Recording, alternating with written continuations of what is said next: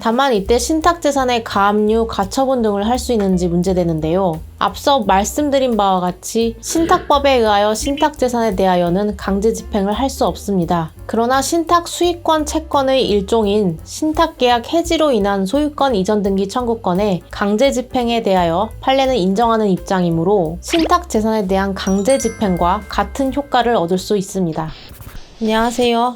흰토끼 법률산책의 김민소 변호사입니다. 오늘은 관리형 토지신탁, 신탁재산에 대한 강제 집행에 대하여 말씀드리겠습니다. 관리형 토지신탁이란 신탁회사가 당해 사업의 시행자, 사업 주체가 되지만 사업비 조달을 위탁자 또는 시공사가 하여 사업을 진행하는 신탁제도로서 만약 사업자가 토지를 구입하고 거기에 오피스텔을 신축하여 이를 분양하기로 하는 사업 계획을 한 경우 이때 사업자는 안정적으로 사업에 필요한 돈을 조달받기 위하여 자신은 전면에 나서지 않고 신탁회사에 사업에 필요한 시행 등을 신탁하여 신탁회사가 오피스텔 신축 분양 사업에 전면에 나서게 됩니다. 따라서 신탁회사가 토지의 소유권 이전 등기도 받고 신탁 원부도 작성되며 신탁회사는 직접 시공사인 건설회사와 건설 도급 계약을 맺어 오피스텔을 짓고 금융회사로부터 대출도 받아 필요한 자금을 조달하게 됩니다. 또한 분양계약도 직접 체결하므로 분양계약의 매도인도 됩니다.